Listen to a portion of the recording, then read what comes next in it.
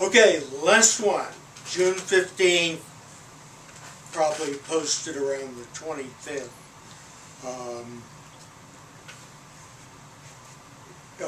Suncor,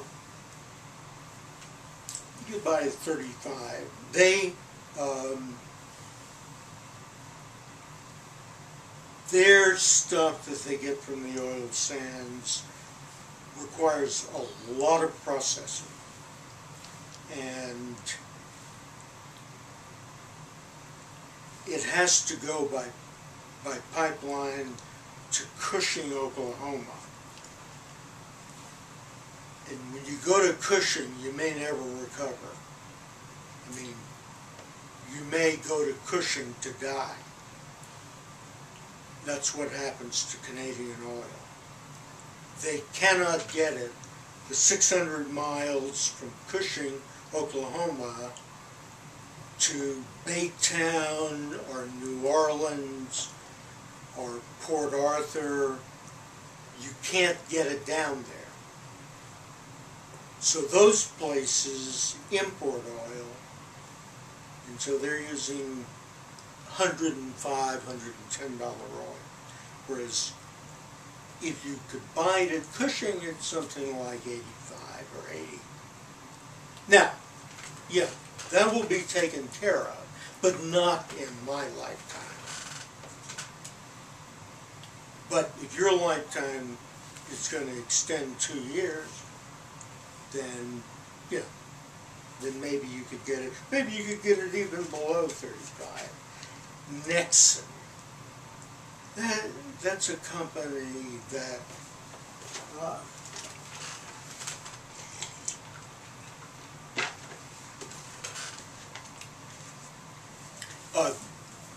I got a letter from a very savvy young investor in Toronto who had done an analysis of that. Lots of their production comes from that place above Saudi Arabia or below it, that Yemen. So I wouldn't count on. That's 1/6 of their current production. And they're in the Texas Gulf of Mexico, and they're all the hell around in the Canadian oil sands, which is always risky and high cost. But if you could get it at 20,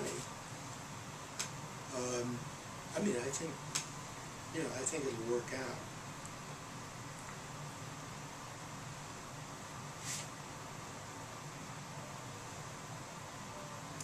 Anyway,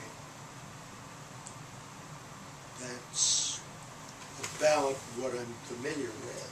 However,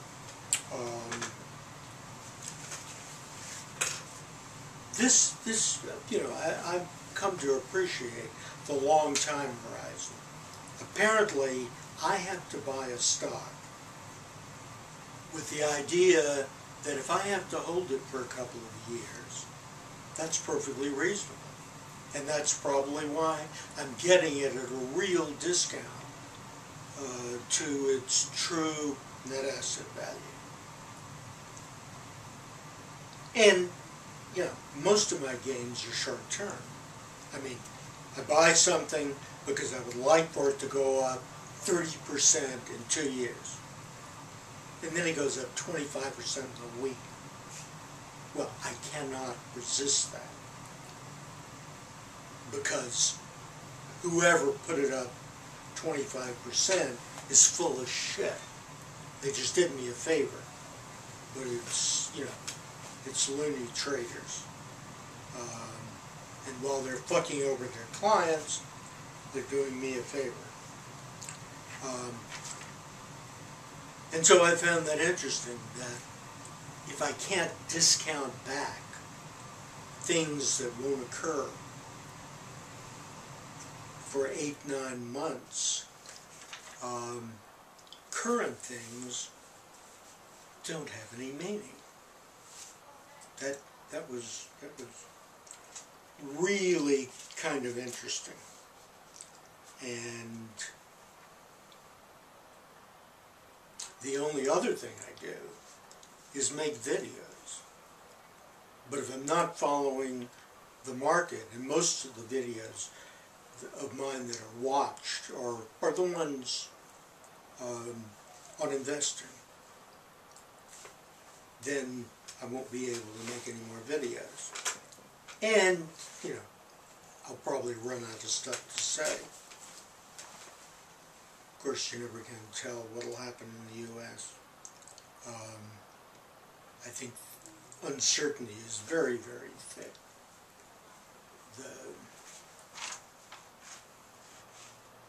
But one thing we're not getting, a high level of productive investment. And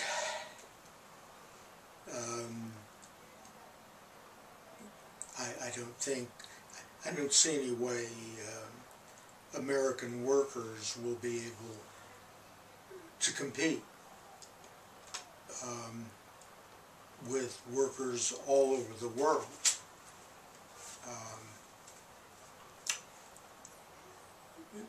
With the kinds of burdens of having to pay for their own medical care and having that added to wages, and all the other kind of fringes that are paid for in other ways so that they don't raise the cost of products in much of the world. So, I don't think much of the ability of Americans to train other Americans to do productive things. And I don't think most Americans do anything productive. But the only thing I really know about is psychology, and up until this year I'm up 6%. So I'm beating the market. I beat the market, you know, for the last 8 years. But I'm not beating it by much. And I'm not doing worth shit. I mean, I make mistake after mistake. I've lost my confidence. I really don't think, you know, I've given you prices that are going to work. But I don't have, you know, on a day-to-day basis. I think I've lost my edge. After 20, you know, after a really good 20-year record. So if I can't make videos, and my psychology videos don't attract very many people, but some. But I'm out of ideas there. I've been away from people for so long, particularly like students or research subjects, that I've dried up. I cannot generate ideas unless I'm around humans, since my subject's psychology.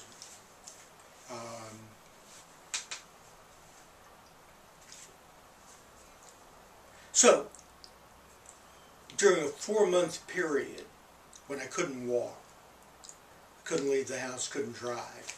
I mean, I could walk, I had surgery on my foot, and then, you know, I had something to help me walk, a boot,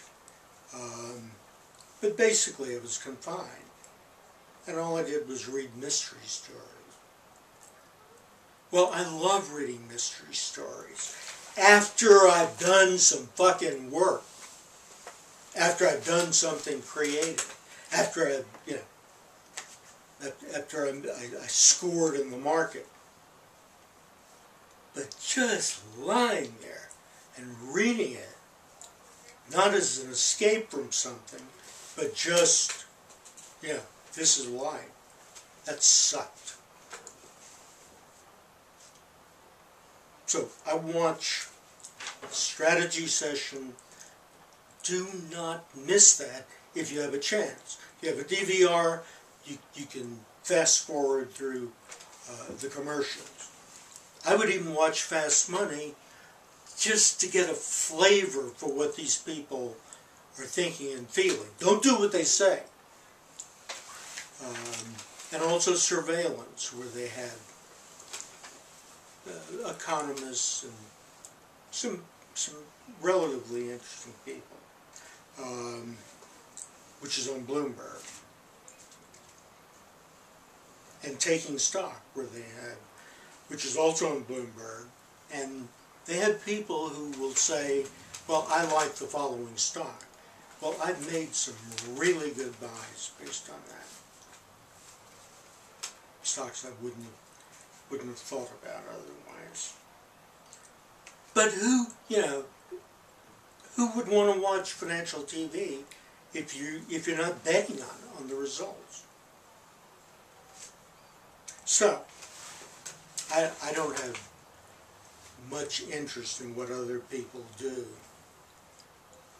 So, yeah, I used to like to go play pickup basketball when I was younger, even into my 50s and 40s, even though I wasn't much good at local courts. But that's not this, watching other people play. I mean, it's okay, I like watching basketball. But I always bet on the games. So, in a sense, I was betting on myself. But loved watching the game, because I needed that information. So financial TV, is worthless if you're not betting. Just like all news is worthless, because it doesn't have anything to do with reality, and you can't do anything about it, and you can't even understand it.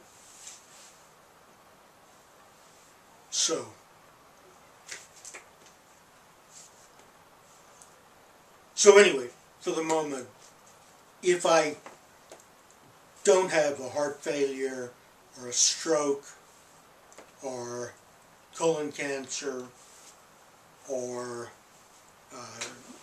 serious dental problems, then maybe over the next 12 months I might be able to provide better insight than I can provide now, because I don't know what the hell's going on.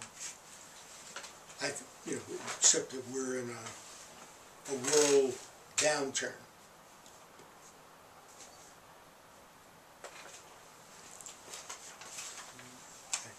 One last thing, if you're looking to find the discounted present value of resources, like in the case of energy companies, they have future production kind of locked in because they have the leases and they know it's there. When you use a discount rate, one thing you take care of is inflation. So you reduce the value in the future because inflation will be part of the value. But you don't have to do that with natural resources. They'll go up with the general inflation rate. So if you assume, let's say, $90 a barrel of oil, don't assume it's going to go up ever. $90 forever. But you don't have to count inflation because that's automatic. Then you have to look at the cost of capital. And the world is awash with capital. The Chinese piss away capital. I mean, they use so much capital that they ought to have a 20% growth rate instead of a 10%. And the U.S. Saves no capital and does very little investing. And same with Europe. Okay.